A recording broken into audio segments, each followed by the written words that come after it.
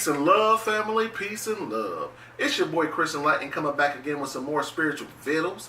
And today I'm going in on powerful deities for your altar. Ooh, this is a good one, family. This is a good one. First off, you can only go so far with human effort. You can only do so much with human effort. When you really want to win out there, you have to align yourself with a force that's higher than you. You have to align yourself with forces that can bend the space-time continuum in your favor. You have to align yourself with some forces that have real power. And your deities are that. A lot of people think, oh, I'm going to pray to my ancestors and they're going to save the day for you. A lot of your ancestors didn't believe and think like this. And your consciousness follows you. It elevates a little bit, but it follows you even on the other side. And deities are more powerful than your ancestors. Your ancestors can help you out a little bit, but these deities can reconstruct your paradigm on a level that your ancestors can't. Okay, family? I want you guys to understand that. On my altar at home, I have a bottom shelf where I keep all my ancestors at, their pictures and things like that. On the shelf above them, that's where I give my offerings to my ancestor. I have Anubis on that level because he's the deity that talks to the dead. And when I talk, I'm looking dead at Anubis, and I'm telling him to give my ancestors the ancestors' money I'm borrowing, the food, the wine, the water, the prayers, whatever I'm giving them. I want Anubis to make sure my prayers reach my ancestors.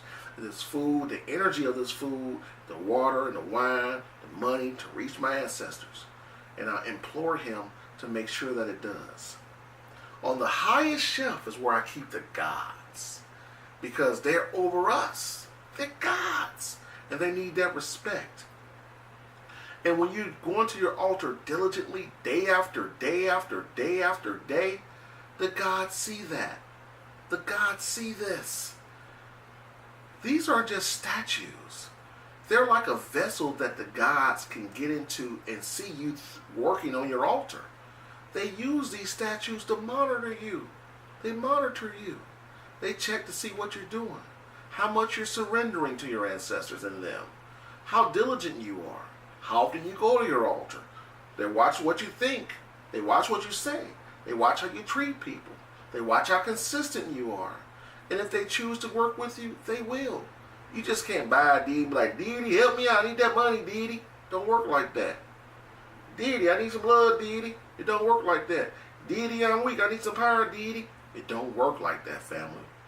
You got to treat these gods accordingly.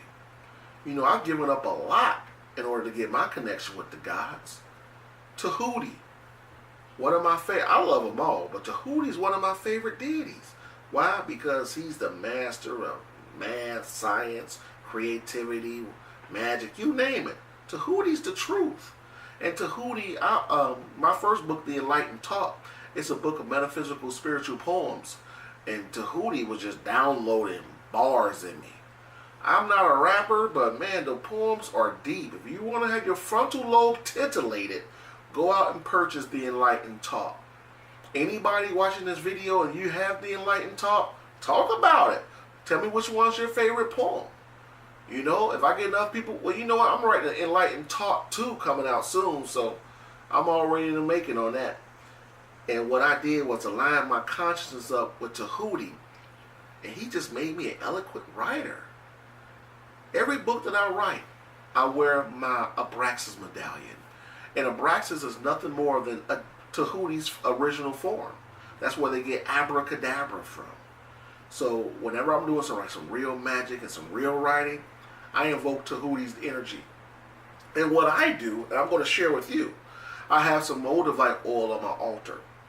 And what I do is anoint my third eye, and I anoint the deity's third eye. And what I do is align my consciousness up with them.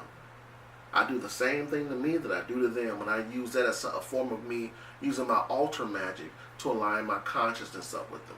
Again, try your own ways. That's what way that I felt works for me. Okay? There's no right or wrong. Your altar is nothing more than an extension of your spirituality. Do with it as you will. Okay? You be the master of your own universe. You can listen to me and get, oh, that's a good idea, and apply it. And if it works, so be it. But if it doesn't work, figure out what works for you. Ra. I'm a big fan of working with the sun. I'm a solar adept. I'm one of the 189 humans on Earth right now that have been able to get the sun to blink. Shout out to all my solar adepts, my divine conscious souls out there. And when you have your altar up, it's good to have something that represents the sun. And that's what Ra does for me. He represents the sun.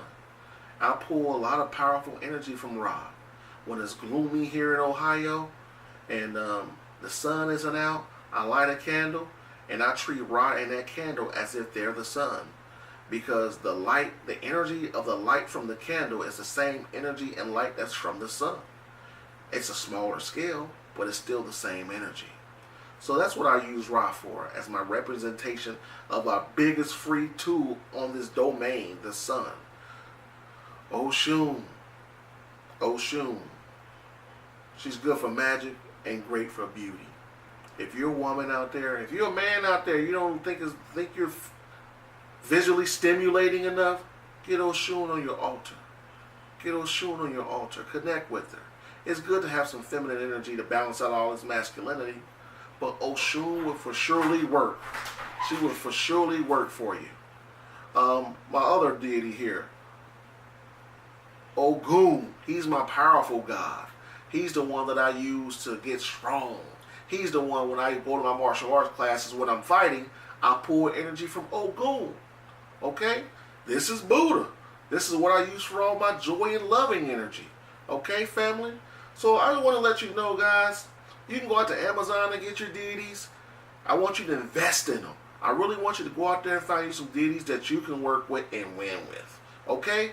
Again, this is Chris Enlightened. I can be reached every Monday night at 9 p.m. Eastern Time on blogtalkradio.com/Twin Flame Radio with my lovely wife, Divine Queen. And until next time, peace and love. Winning!